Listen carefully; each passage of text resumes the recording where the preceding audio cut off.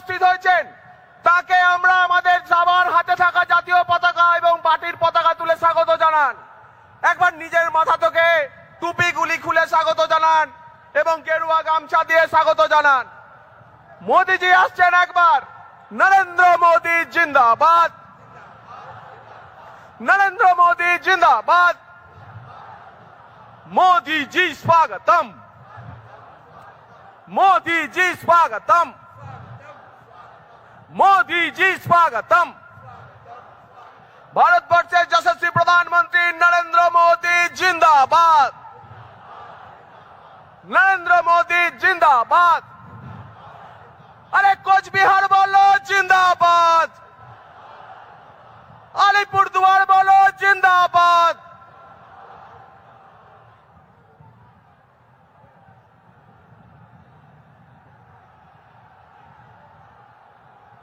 জলপাইগুড়ি বলো জিন্দাবাদ, কলকাতা বলো জিন্দাবাদ, মেদিনীপুর বলো জিন্দাবাদ, বর্ধমান বলো জিন্দাবাদ, বীরভূম বলো জিন্দাবাদ, আসানসোল বলো জিন্দাবাদ, দক্ষিণ 24 পরগনা বলো জিন্দাবাদ, উত্তর 24 পরগনা বলো জিন্দাবাদ। আরে বাংলা বলো জিন্দাবাদ। নরেন্দ্র মোদি জিন্দাবাদ, নরেন্দ্র মোদি জিন্দাবাদ, নরেন্দ্র মোদি জিন্দাবাদ। मोदी जी स्वागतम, मोदी जी स्वागतम, मोदी जी स्वागतम। বন্দে মাতরমের পবিত্র ভূমিতে মোদি জি স্বাগতম। মা কালীর পবিত্র ভূমিতে নরেন্দ্র মোদি জি স্বাগতম। রবি ঠাকুরের পবিত্র ভূমিতে নরেন্দ্র মোদি স্বাগতম। বিপ্লবীর মাটিতে নরেন্দ্র মোদি স্বাগতম। স্বামীজির মাটিতে নরেন্দ্র মোদি স্বাগতম। শ্রী শ্রী ঠাকুরের মাটিতে নরেন্দ্র মোদি স্বাগতম। শ্রী চৈতন্যের মাটিতে নরেন্দ্র মোদি স্বাগতম। শ্যামা প্রসাদের মাটিতে নরেন্দ্র মোদি স্বাগতম। मोदी जी स्वागतम। अरे ब्रिगेड बोले स्वागतम। नरेंद्र मोदी जिंदाबाद, नरेंद्र मोदी जिंदाबाद, नरेंद्र मोदी जिंदाबाद।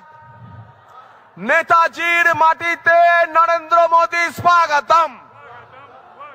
रासबिहारीर माटीते नरेंद्र मोदी स्वागतम। সূর্য সেনের মাটিতে নরেন্দ্র মোদি স্বাগতম। মা তারার মাটিতে নরেন্দ্র মোদি স্বাগতম। বাবা তারকনাথের মাটিতে নরেন্দ্র মোদি স্বাগতম। জল পেশের মাটিতে নরেন্দ্র মোদি স্বাগতম।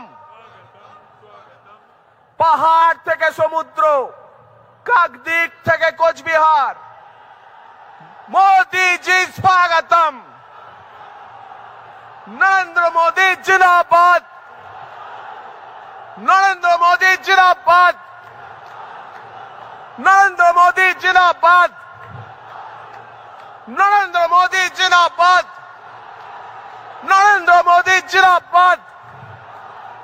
मोदी जी स्वागतम, मोदी जी स्वागतम। ब्रिगेड बोले स्वागतम। नरेंद्र मोदी स्वागतम, नरेंद्र मोदी स्वागतम। এবার শান্ত হয়ে বসুন। যার জন্য প্রায় সকাল থেকে আপনারা অপেক্ষা করছেন, ভারতবর্ষের যশস্বী প্রধানমন্ত্রী, আমাদের নয়নের মণি, আমাদের সর্বোচ্চ নেতা, বিশ্বের জনপ্রিয় নেতা শ্রী নরেন্দ্র মোদীজি ব্রিগেডের এই ঐতিহাসিক সভা মঞ্চে হাজির হয়েছেন। একবার জোরদার করতালি দিয়ে তাকে আমরা স্বাগত জানাবো। এখন মাননীয় নরেন্দ্র মোদীজিকে আমাদের এই সারা পশ্চিমবঙ্গের 10 লক্ষ যে সমবেত জনতা পার্টির পশ্চিমবঙ্গের সভাপতি শ্রী শ্রমিক ভট্টাচার্য রজনীগন্ধার মালা পরিয়ে স্বাগত জানাবেন। আর আপনারাও এই যতক্ষণ বরণ পর্ব চলবে হাততালি চালিয়ে যাবেন। মাননীয় শ্রমিক দা এখন রজনীগন্ধার মালা পরিয়ে তাকে স্বাগত জানাবেন।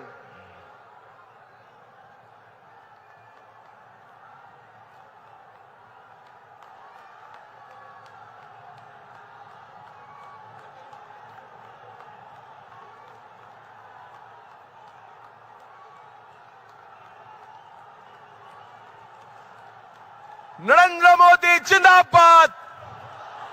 भारत माता के।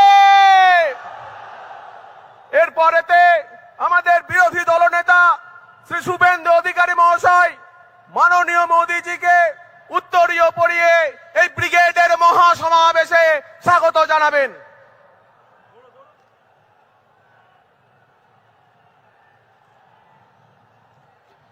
প্রখ্যাত চিত্রশিল্পী শ্রী সুব্রত গঙ্গোপাধ্যায়ের আঁকা ঋষি বঙ্কিমচন্দ্র চট্টোপাধ্যায়ের একটি চিত্র মাননীয় প্রধানমন্ত্রীজিকে উপহার দিচ্ছেন আমাদের সভাপতি শ্রী শ্রমিক ভট্টাচার্য মহাশয়। মা দুর্গার মাটিতে মা দুর্গার একটি মূর্তি আমাদের বিরোধী দলনেতা শুভেন্দু অধিকারীজি মাননীয় মোদীজিকে উপহার দেবেন। ভারত মাতা কে জয় শ্রীরাম। নরেন্দ্র মোদী জিন্দাবাদ। এখন পশ্চিমবঙ্গের বিরোধী দলনেতা শ্রী শুভেন্দু অধিকারী আপনাদের সামনে বক্তব্য রাখবেন, তাকে আপনারা স্বাগত জানান।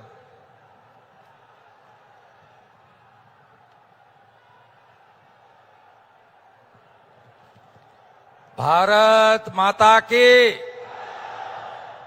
भारत माता के। আরো জোরে বলুন যারা রাষ্ট্রের বিরোধিতা করছে। ডক্টর শ্যামাপ্রসাদ মুখার্জি এবং স্বামী প্রণবানন্দ তৈরি করা বাঙালি হিন্দু হোমল্যান্ডের ভিতরে বসে তাদের কর্ণগোচর হওয়া দরকার। ভারত মাতা কে। জয় জয় শ্রীরাম।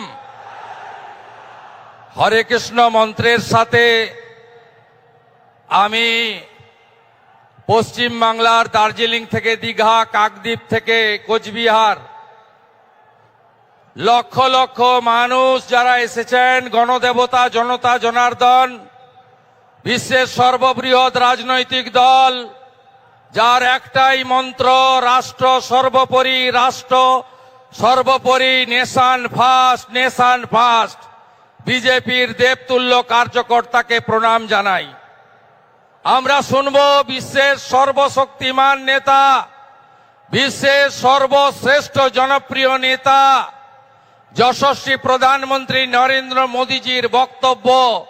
আমরা আজ বক্তব্য রাখব না। আমি রাজ্যের বিরোধী দলনেতা হিসেবে যে গুরু দায়িত্ব দল এবং মাননীয় প্রধানমন্ত্রী দিয়েছিলেন গত 5 বছর নিষ্ঠার সঙ্গে পালন করেছি। আমি মাননীয় মোদীজিকে আমার দণ্ডবত প্রণাম নিবেদন করি। রাজ্যের ভারতীয় জনতা পার্টির লোকপ্রিয় সভাপতি রাজ্যসভার সাংসদ শ্রমিক ভট্টাচার্য, ভারত সরকারের 2 রাষ্ট্রমন্ত্রী ডক্টর সুকান্ত মজুমদার, শান্তনু ঠাকুর, 3 প্রাক্তন সভাপতি বরেণ্য তথাগত রায়, সম্মানীয় রাহুল সিনহা, সম্মানীয় দিলীপ ঘোষ এবং সর্বোপরি মাননীয় মিঠুন চক্রবর্তী সহ সম্মানিত মঞ্চ। আমাদের প্রধানমন্ত্রীর কথা আমরা শুনব। তিনি 3 দিন ধরে আসাম এবং পশ্চিমবঙ্গ সফর করছেন। 18,700 কোটি টাকার উন্নয়ন দিয়ে গেছেন। তাই আজকের এই সভা থেকে পরিবর্তনের সংকল্প নিতে হবে। সবাই বলুন পরিবর্তন হচ্ছে, এবারে পরিবর্তন হচ্ছে। বাঁচতে চাই, বাঁচতে চাই। বোনের সম্মান চাই, চাকরি চাই, শিল্প চাই, অন্নদাতা কৃষককে বাঁচাতে চাই, অনুপ্রবেশ মুক্ত বাংলা চাই, চোর মুক্ত বাংলা চাই, জিহাদি মুক্ত বাংলা চাই, মৌলবাদী মুক্ত বাংলা চাই, জঙ্গি মুক্ত বাংলা চাই। তাই প্রধানমন্ত্রীজি দমদমের মিটিংয়ে বলে গেছেন, সাংস্কৃতিক রাজধানী দেশের পশ্চিমবঙ্গ শিক্ষা, শিল্প সবকিছুতে 1 নম্বরে ছিল। তিনি বলেছেন, বাংলার হিত গৌরব ফেরাবে বিজেপি, গ্যারেন্টারের নাম নরেন্দ্র দামোদর দাস মোদী। আমরা মোদীজির নেতৃত্বে ডবল ইঞ্জিন করব, রাষ্ট্রবাদী সরকার করব এবং আদর্শ বাঙালি শ্যামাপ্রসাদ মুখার্জির স্বপ্ন পূরণ করব। তাই বলুন, পাল্টানো দরকার, পাল্টানো দরকার, আরো জোরে পাল্টানো দরকার, পাল্টানো দরকার, পাল্টানো দরকার, পাল্টানো দরকার, পাল্টানো দরকার। গো মাতা কি, গঙ্গা মাতা কি, माता काली की, माता दुर्गा की, हर हर बंदे।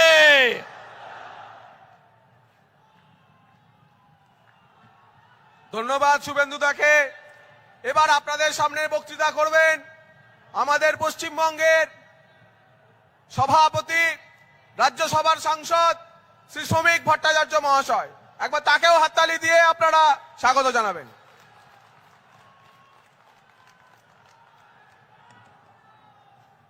পৃথিবীর জনপ্রিয়তম রাজনৈতিক ব্যক্তিত্ব তথা ভারতের প্রধানমন্ত্রী,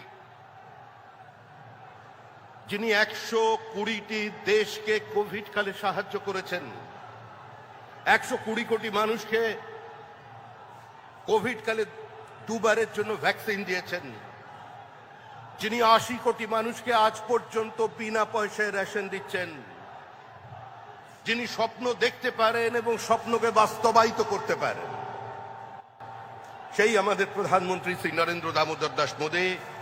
প্রিয় বিরোধী দলনেতা শ্রী শুভেন্দু অধিকারী, শ্রী সুকান্ত মজুমদার,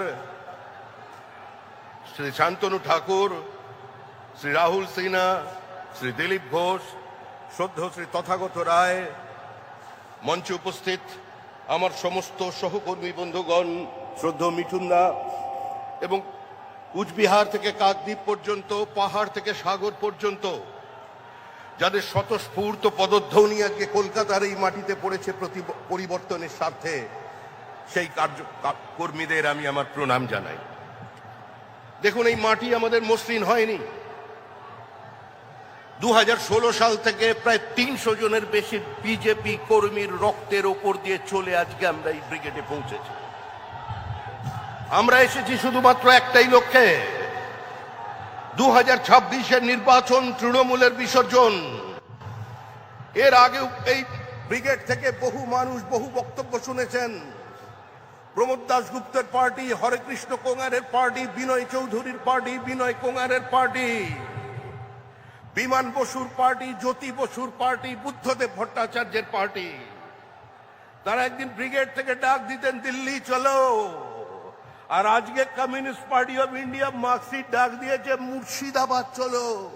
মুর্শিদাবাদ কি আছে ওখানে? ওখানে হুমায়ুন আছে, বাবুর আছে। চলো দিলদার চলো, চাঁদ কি পার চলো। কতদিন চলবে এই রাজনীতি? আরে পশ্চিমবঙ্গ কোনো ধর্মশালা নয়, কোনো কোঠা নয়। আমরা এদেশের মানুষকেই এদেশে রাখবো, ভোটার লিস্টে রাখবো, কিন্তু এমন ভোটার লিস্ট কোথাও খুঁজে পাবে না কো তুমি, সকল রাজ্যের রানী সেজে আমার বঙ্গভূমি। আরে ও নদী, আর দু মুঠো চাল ফেলে দে হাঁড়িতে, ঠাকুর জামাই এলো বাপের বাড়িতে। ও শুধু ননদীরা আসছে না, এখন ননদীরাও আসছে ঠাকুর জামাইয়ের সঙ্গে। পুরো পশ্চিমবঙ্গের সীমাবর্তী জেলার জনসন্তুলনকে বদলে দিয়েছে। শুধু বাংলা বদলায়নি, বদলে গেছে বনাঞ্চল, বদলে গেছে সীমাঞ্চল। ভারতবর্ষের আভ্যন্তরীণ নিরাপত্তায় অনুপ্রবেশের মধ্যে দিয়ে ধ্বংস করে দিচ্ছে তৃণমূল কংগ্রেস। এখানে সংবিধান আক্রান্ত, রাজ্যপাল আক্রান্ত, গণতান্ত্রিক ব্যবস্থা আক্রান্ত, বিরোধী দলনেতা আক্রান্ত, বিধায়ক আক্রান্ত, বিজেপি কর্মী আক্রান্ত। এরা রাষ্ট্রপতিকেও বাদ দেয়নি, রাষ্ট্রপতির চেহারা নিয়ে পর্যন্ত অন্য কথা বলছেন। আর আজকে জঙ্গলমহলের মানুষ তারাও বলে দিয়েছে দিদির দিকে তাকিয়ে, হিতায় তোকে মানাইছি না রে। তৃণমূল যাবে, তৃণমূল চলে গেছে। পৃথিবীর কোন শক্তি তৃণমূল কংগ্রেসকে আটকে রাখতে পারবে না। তৃণমূলের বিদায় নিশ্চিত, তৃণমূল শেষ।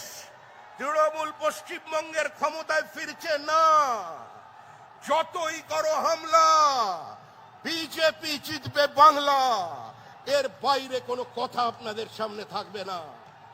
আপনারা শান্তিপূর্ণভাবে বাড়ি ফিরে যান। মনে রাখবেন, পৃথিবীর সর্ববৃহৎ রাজনৈতিক দল এবং গোটা পৃথিবী যার দিকে তাকিয়ে আছেন সেই নরেন্দ্র মোদী। পাহাড় থেকে সাগর পর্যন্ত, সোমনাথ থেকে গৌহাটি, কাশ্মীর থেকে কন্যাকুমারী, মানুষ যার উপরে ভরসা রাখেন সেই নরেন্দ্র মোদী আপনাদের নেতৃত্ব দিচ্ছেন। তাই এক কথায় শেষ করছি, গঙ্গোত্রী থেকে গঙ্গাসাগর মোদীজির নেতৃত্বে তৈরি হবে ডাবল ইঞ্জিন সরকার। শ্যামাপ্রসাদের মাটিতে শ্যামাপ্রসাদের সরকার তৈরি হতে চলেছে।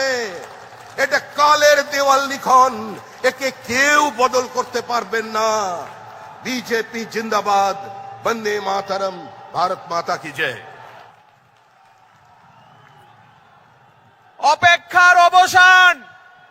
আমাদের সামনে সাক্ষাৎ শ্রী নরেন্দ্র মোদীজি, মাননীয় প্রধানমন্ত্রীজির আহ্বান। আজকের পরিবর্তন সংকল্প সভায় আমরা সবাই শুনব।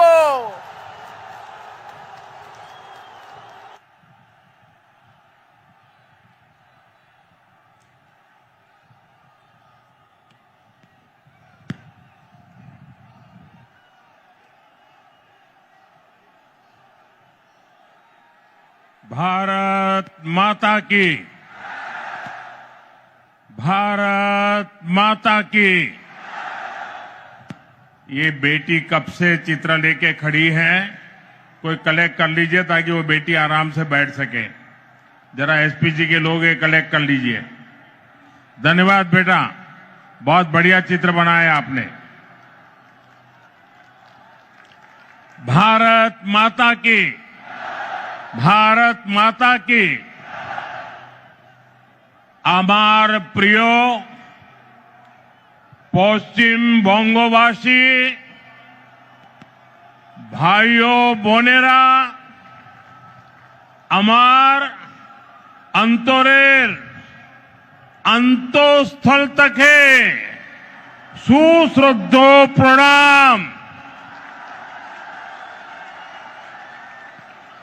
बंगाल की ऐतिहासिक धरती, ये ब्रिगेड परेड ग्राउंड का ऐतिहासिक मैदान और बांग्ला मानुष का ये ऐतिहासिक जनसैलाब,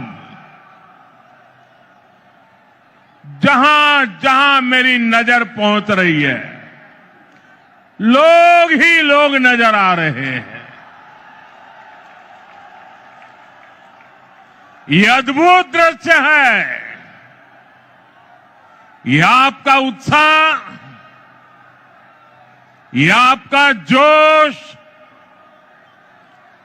बंगाल क्या सोच रहा है, बंगाल के मन में क्या चल रहा है, अगर किसी को देखना है तो जरा ये तस्वीर देख ले।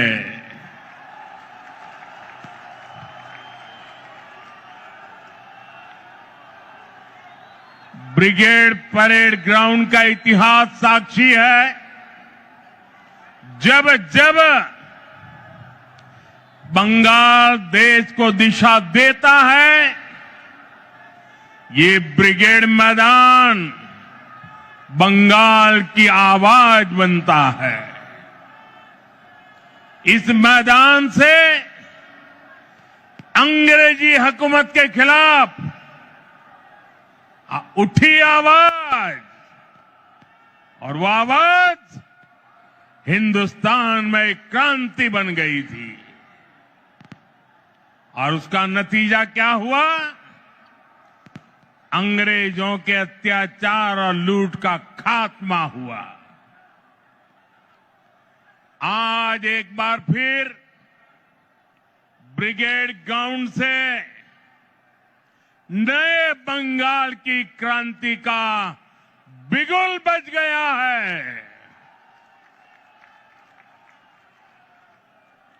बंगाल में बदलाव अब दीवारों पर भी लुक चुका है और बंगाल के लोगों के दिलों में भी छप चुका है।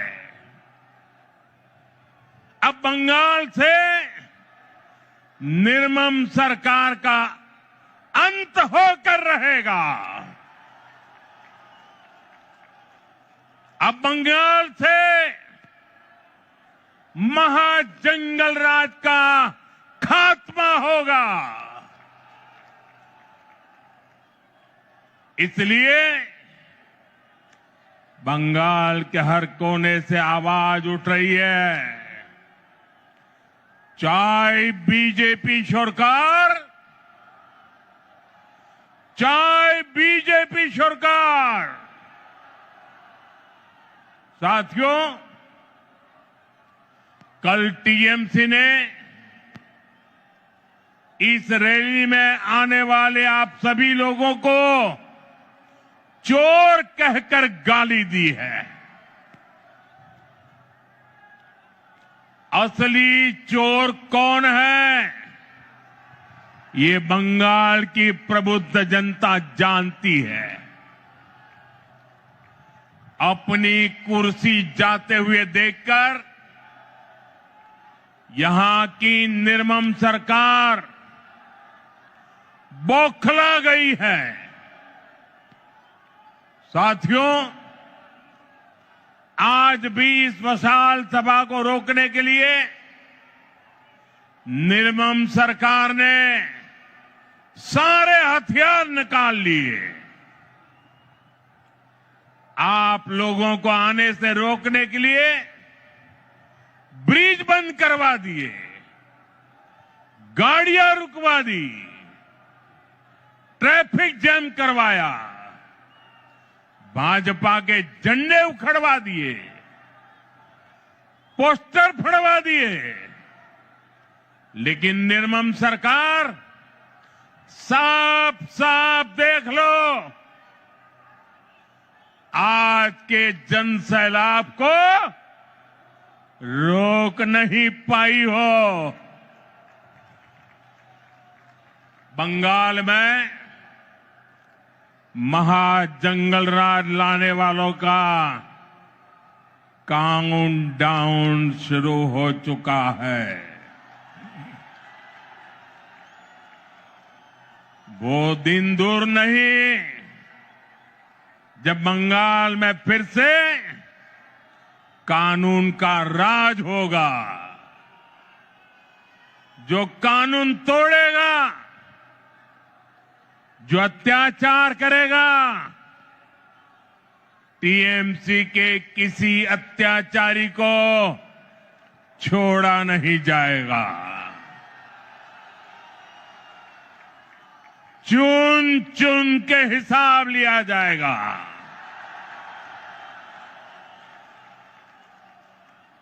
भाइयों बहनों, यहां की निर्मम सरकार चाहे अब जितना जोर लगा ले, परिवर्तन की इस आंधी को अब निर्मम सरकार रोक नहीं पाएगी। भाजपा के साथ, एनडीए के साथ महिषासुर मर्दिनी का आशीर्वाद है। श्री रामकृष्ण परमहंस, स्वामी विवेकानंद, नेताजी सुभाष चंद्र बोस, ऋषि बंकिम चंद्र, गुरुदेव रविंद्रनाथ टैगोर, ईश्वर चंद विद्यासागर,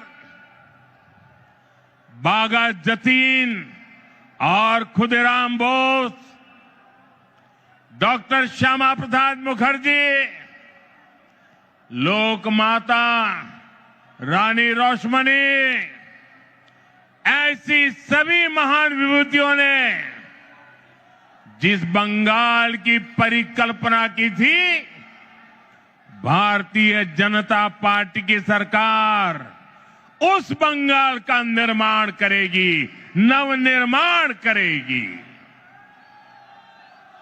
साथियों, बंगाल का विकास नेक नियत से होगा,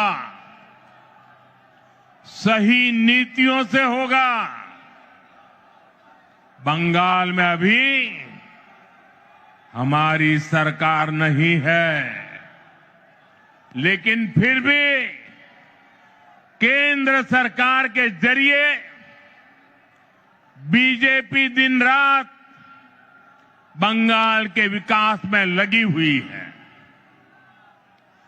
आज भी अभी मैंने 18,000 करोड़ रुपए 18,000 करोड़ रुपए से अधिक की परियोजनाओं का उद्घाटन और शिलान्यास किया है। अभी 18,000 करोड़ कितना 18,000 करोड़ कितना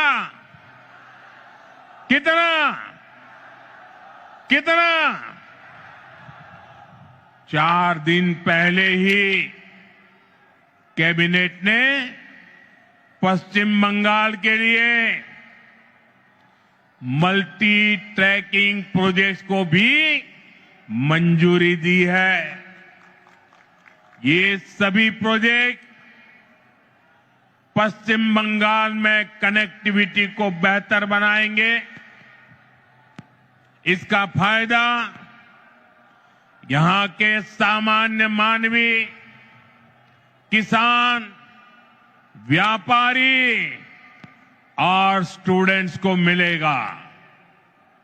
भाइयों बहनों, यहां की निर्मम सरकार ने बंगाल के युवाओं को पलायन का अभिशाप दिया है। आप सब जानते हैं, बंगाल के युवा प्रतिभा और हुनर में सबसे आगे है। बंगाल के युवा मेहनत करने में सबसे आगे है। बंगाल एक समय पर पूरे भारत के विकास को गति देता था। बंगाल व्यापार और उद्योगों में सबसे आगे था, लेकिन आज हालत क्या है? यहां का युवा ना डिग्री ले पा रहा है और ना ही उसे रोजगार मिल रहा है। आपके बेटे बेटियों को काम की तलाश में दूसरे राज्यों में पलायन करना पड़ता है। साथियों, पहले कांग्रेस, फिर कम्युनिस्ट और अब टीएमसी, ये लोग एक के बाद एक आते रहे, अपनी जेबें भरते रहे, और बंगाल में विकास के काम ठप पड़े रहे। इंफ्रास्ट्रक्चर के मामले में हमारा बंगाल पीछे होता चला गया। उद्योग धंधे बंद होते चले गए। यहां टीएमसी सरकार में नौकरियां खुलेआम बेची जा रही है। भर्तियों में घोटाले हो रहे हैं। अब समय आ गया है। अब समय आ गया है। ये हालात बदले। बंगाल के युवाओं को बंगाल में काम मिले। ये नौजवान बंगाल के विकास का नेतृत्व करे। এই স্বপ্ন আপনার আর এই স্বপ্ন পূরণ করা মোদির গ্যারান্টি। मोदीर गारंटी।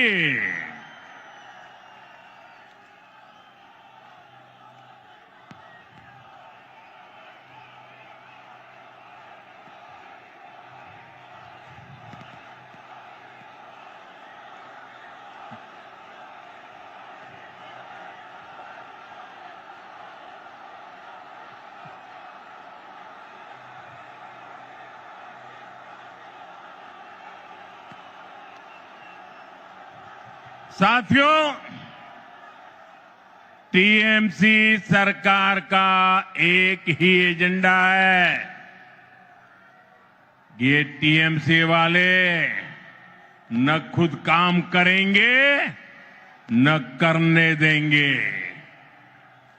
जब तक इनको अपना कट मनी नहीं मिल जाता, ये किसी भी योजना को गांव गरीब तक नहीं पहुंचने देते। इसलिए टीएमसी सरकार केंद्र की योजनाओं को रोक कर रखती है। आप देखिए, हम कारीगरों और कामगारों को आगे बढ़ाने के लिए पीएम विश्वकर्मा योजना चला रहे हैं। हमारे कुम्हार, लोहार, बढ़ई, ऐसे हुनरमंद लोगों को इसका लाभ मिल रहा है। लेकिन निर्मम सरकार ने बंगाल में योजना पर ब्रेक लगा रखी है।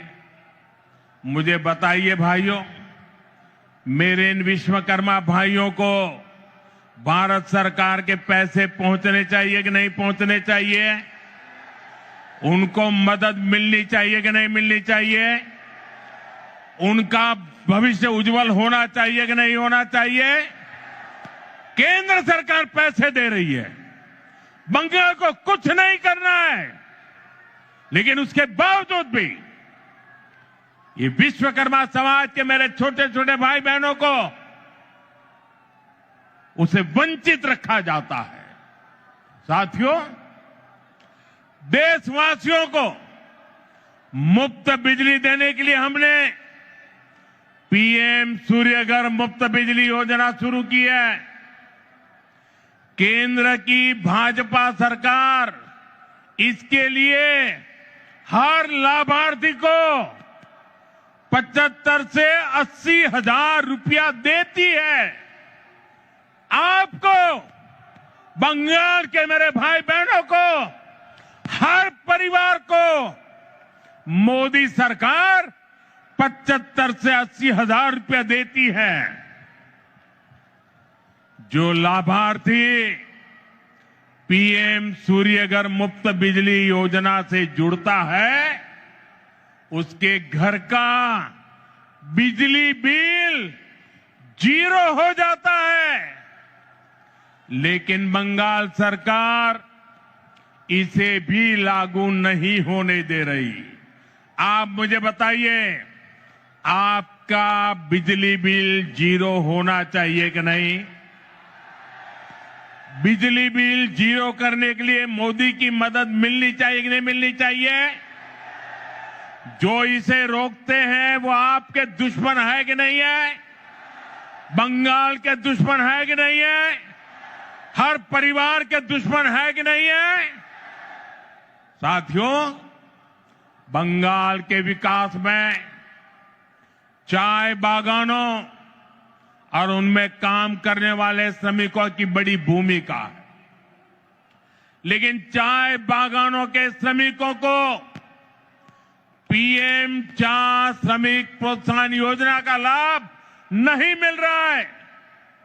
मुझे बताइए, चाय बागान के मेरे श्रमिकों को ये लाभ मिलना चाहिए कि नहीं मिलना चाहिए? उनको मदद मिलनी चाहिए कि नहीं मिलनी चाहिए? केंद्र सरकार की इस योजना में बंगाल सरकार रोड़े अटका रही है। साथियों, आप सबने देश भर में पीएम आवास योजना की सफलता के बारे में सुना है। दुनिया के लोग भी जब सुनते हैं ना, अचरज करते हैं। जो लोग बंगाल से बाहर रह रहे हैं, ऐसे हर गरीब परिवार को पक्का घर मिल रहा है। लेकिन यहां क्या हुआ? योजना का नाम बदल दिया गया, लाभार्थियों की सूची में गड़बड़ की और जिन गरीबों को घर मिलना चाहिए था वे आज भी इंतजार कर रहे हैं। ईमानदारी से, ट्रांसपेरेंसी से बंगाल के गरीबों को पक्का घर मिलना चाहिए कि नहीं मिलना चाहिए? ये टीएमसी सरकार मिलने देगी क्या? ये निर्मम सरकार मिलने देगी क्या?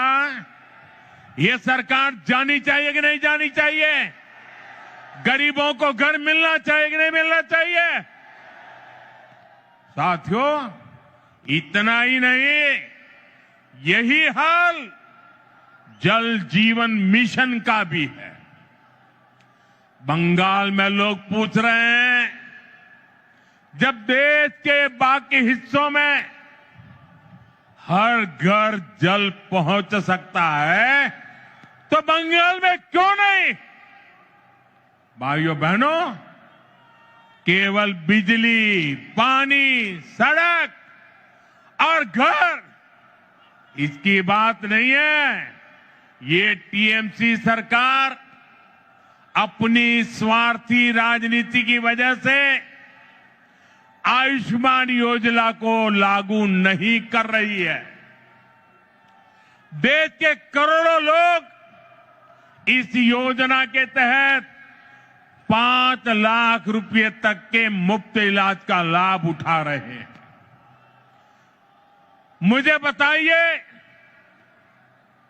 गरीबों को बीमारी में 5 लाख रुपए तक की मदद पहुंचनी चाहिए कि नहीं पहुंचनी चाहिए?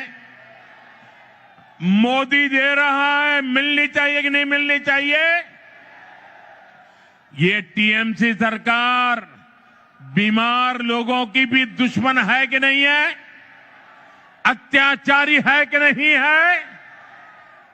लेकिन बंगाल के गरीब परिवारों को 5 लाख रुपया वाली आयुष्मान योजना से भी, उस अधिकार से भी वंचित रखा गया है। साथियों, आज बंगाल के किसान की हालत भी किसी से छिपी नहीं है।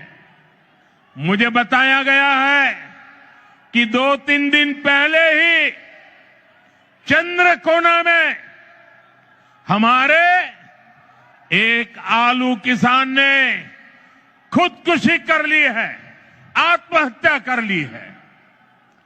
पश्चिमी मिदनापुर से हुगली और बर्दवान तक किसानों से झूठे वायदे और सरकारी खरीद में घोटाला ही ये टीएमसी सरकार की पहचान बन गया है।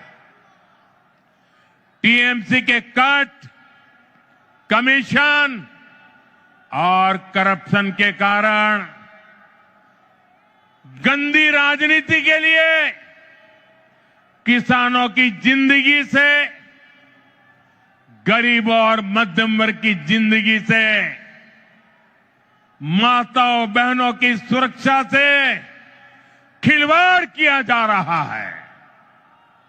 इसलिए टीएमसी जाएगी तो हर गरीब को पक्का घर मिलेगा। गरीब को पक्का घर मिलना चाहिए कि नहीं मिलना चाहिए? मिलना चाहिए कि नहीं मिलना चाहिए? ये मोदी की गारंटी है। हर गरीब परिवार को बता देना, जैसे ही टीएमसी की सरकार जाएगी, गरीबों का पक्का घर बनना शुरू हो जाएगा। टीएमसी जाएगी तो हर घर साफ जल पहुंचेगा।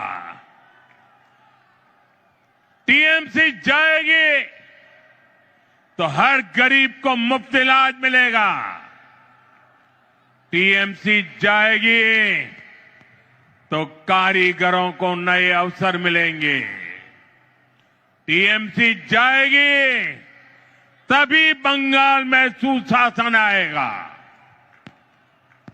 साथियों, हमारे बंगाल ने आजादी के बाद विभाजन सहा, विभाजन की आग देखी, मजहबी दंगे देखे, बाद के दशकों में अस्थिरता देखी, घुसपैठ का दौर देखा, रक्तपात सहा। इस सब की सबसे बड़ी भुक्तभोगी अगर कोई थी तो बंगाल की माताएं, बहनें, बेटियां, बंगाल की महिलाएं थी।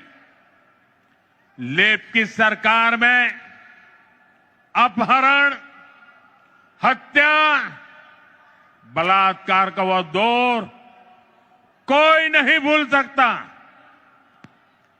इसलिए बंगाल के आप लोग लेफ्ट को हटाकर बड़ी आशा के साथ टीएमसी को लेकर आए।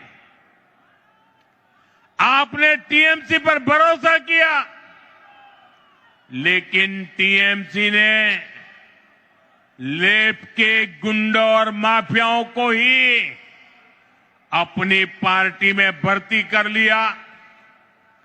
आज बंगाल में अपराधियों को खुली छूट है। आए दिन बहन बेटियों के खिलाफ दिल दहलाने वाले अपराध होते हैं। बंगाल का कोई इलाका ऐसी घटनाओं से अछूता नहीं है। आप याद करिए, कॉलेज परिसर में दुष्कर्म की घटना, नाबालिग बेटियों से दुष्कर्म के मामले, टीएमसी कार्यालय में महिला से बलात्कार, 7-8 साल की बच्चियों से बलात्कार के खौफनाक कुकृत्य, कहीं आदिवासी बेटी के साथ दुष्कर्म, ऐसे ज्यादातर मामलों में अपराधी कोई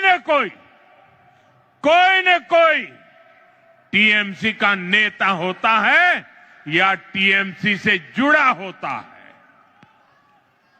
साथियों, यहां निर्मम सरकार खुलेआम बलात्कारियों को संरक्षण देती है।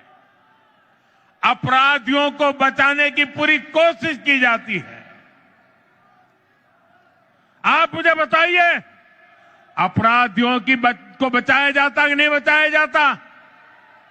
बलात्कारियों को बचाया जाता कि नहीं बचाया जाता? संदेश खाली की वो तस्वीरें और टीएमसी का रवैया, आरजीकर अस्पताल की उस बेटी के साथ हुई दरिंदगी, बंगाल के लोग भूले नहीं हैं। टीएमसी कैसे खुलेआम अपराधियों के साथ खड़ी नजर आती थी। साथियों, इसी मानसिकता का परिणाम है आज महिलाओं के खिलाफ एसिड अटैक जैसे घिनौने अपराध इतने ज्यादा मात्रा में पश्चिम बंगाल में हो रहे हैं। जो बंगाल एक समय देश का सबसे प्रगतिशील राज्य होता था, आज वहां शाम होते ही माएं बेटियों को फोन करके कहती है, बाड़ी फिरे ऐशो सौंदे न माराइए। शक्ति की पूजा करने वाले बंगाल को ऐसे हालात मंजूर नहीं होंगे। मैं बंगाल की मेरी माताओं बहनों को भरोसा दिलाता हूं, आप भाजपा को, बीजेपी को अपना आशीर्वाद दीजिए। बीजेपी सरकार में महिलाएं सुरक्षित होगी और अपराधी जेल में होंगे, और ये मोदी की गारंटी है।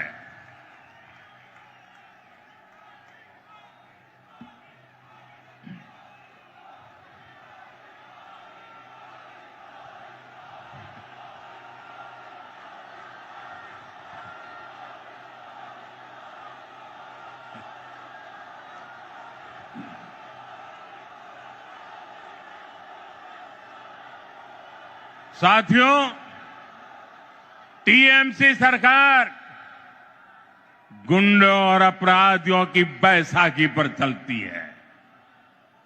रंगबाजी और कटमनी ये टीएमसी की कमाई का जरिया है।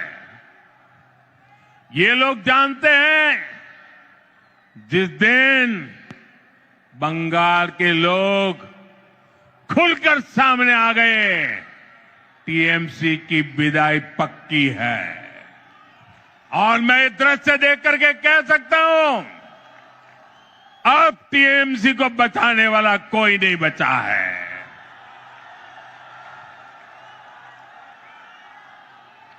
इसलिए ये बंगाल के आप लोगों को डरा धमका कर रखना चाहते हैं। इसके लिए टीएमसी वाले माफिया गिरोहों को पालते हैं, ये कट्टरपंथियों को संरक्षण देते हैं और ऐसे गिरोहों की ताकत बढ़ाने के लिए घुसपैठियों को बुलाते हैं, घुसपैठियों को।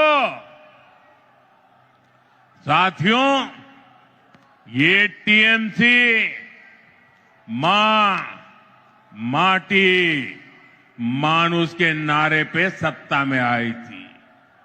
आज वही मां रो रही है, माटी को लूटा जा रहा है और बंगाली मानुष बंगाल छोड़ने पर मजबूर हो रहा है। घुसपैठियों की वजह से आज बंगाल की रोटी, बेटी, माटी, उस पर सबसे बड़ा खतरा आ गया है। ये लोग बंगाल के लोगों का रोजगार छीन रहे हैं। हमारी बहन बेटियों की सुरक्षा खतरे में पड़ गई है और बंगाल के लोगों की जमीनों पर बंगाल की माटी पर इन घुसपैठियों का कब्जा दिलवाया जा रहा है। इसका परिणाम आज सबके सामने है। बीते दशकों में बंगाल के ज्यादातर इलाकों में डेमोग्राफी बदल गई है। बंगाली हिंदुओं को जानबूझकर अल्पसंख्यक बनाया जा रहा है। तुष्टीकरण का ऐसा खुला खेल, जब शरणार्थी हिंदुओं को नागरिकता देने की बात होती है तो पूरी टीएमसी उसका विरोध करती है। वो हिंदू जिन्होंने कभी विभाजन का समर्थन नहीं किया था, जिन्होंने हमेशा अविभाजित बंगाल को, भारत को अपनी मातृभूमि माना, टीएमसी वाले उन्हें नागरिकता देने का विरोध करते हैं, क्योंकि उनके लिए उनकी वोट बैंक ही सबसे प्रमुख है। वो हिंदुओं को तो अपनी वोट बैंक नहीं समझते, उनसे उनके आपराधिक गिरोह नहीं बढ़ते, इसलिए ये लोग एसआईआर का भी विरोध करते हैं, ताकि घुसपैठियों के नाम वोटर लिस्ट से हट न जाए, वोटर लिस्ट शुद्ध न हो जाए।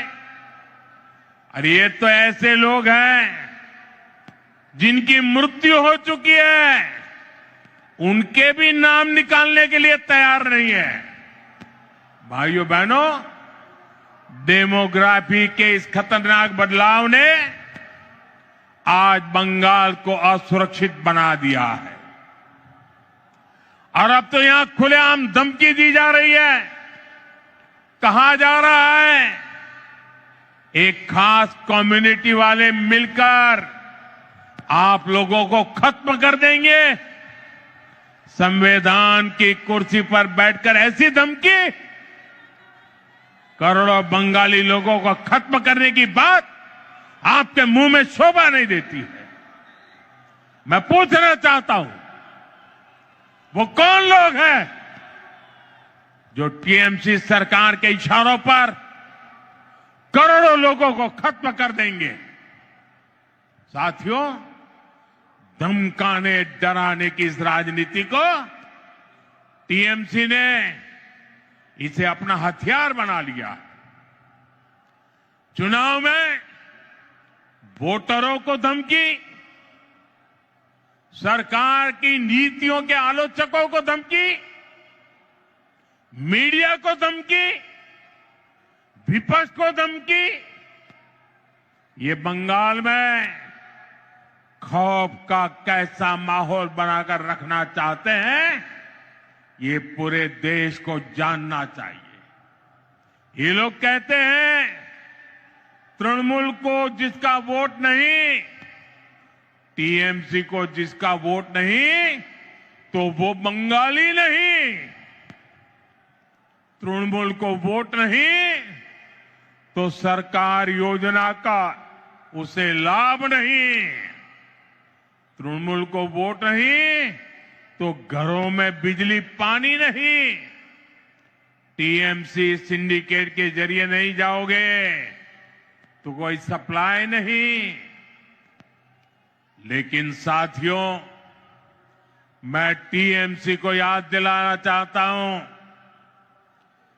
टीएमसी की गुंडागर्दी के दिन अब खत्म होने जा रहे हैं।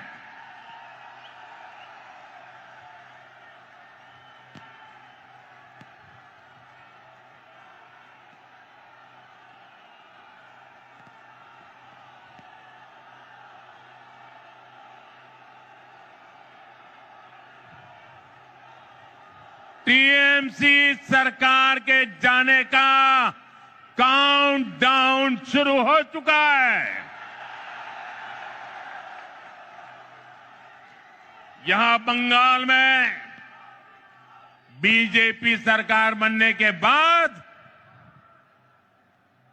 एक तरफ हम सबका साथ सबका विकास ये मंत्र लेकर चलेंगे और दूसरी तरफ सबका हिसाब लिया जाएगा।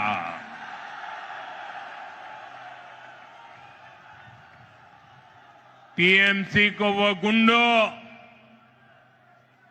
ये टीएमसी के वो गुंडे जो आपको डराते हैं, बीजेपी सरकार में उनके डर भरे दिन शुरू होना तय है। बीजेपी सरकार में खौफ हर अपराधी को होगा, खौफ हर घुसपैठियों को होगा, खौफ तुष्टीकरण की राजनीति करने वालों को होगा, क्योंकि कानून अपना काम करेगा, कानून का राज आएगा। ऐसे लोगों को मुंह छिपाने की जगह नहीं मिलेगी। ऐसे अपराधियों को सिर्फ एक ही जगह होगी, एक ही जगह होगी, जेल, जेल, जेल। साथियों, बंगाल की निर्मम सरकार में आज सबसे ज्यादा प्रताड़ित यहां का दलित, आदिवासी और हमारे गरीब भाई बहन हैं। आदिवासी समाज के साथ कैसा अन्याय होता है ये किसी से छिपा नहीं है, लेकिन अब तो टीएमसी सरकार इन्होंने सभी सीमाएं लांघ दी है। आप देखिए, अभी कुछ दिन पहले हमारे देश की महामहिम राष्ट्रपति आदिवासी समाज की बेटी आदरणीय द्रौपदी मुर्मू जी बंगाल आई थी। उन्हें संथाल आदिवासी परंपरा के पावन उत्सव में शामिल होना था, लेकिन अहंकार में डूबी इस निर्मम सरकार ने न केवल उस कार्यक्रम का बहिष्कार किया, बल्कि उसे पूरी तरह बदइंतजामी के हवाले कर दिया। क्योंकि एक आदिवासी बेटी इतने बड़े पद पर है, टीएमसी वालों को उनका सम्मान मंजूर नहीं हुआ।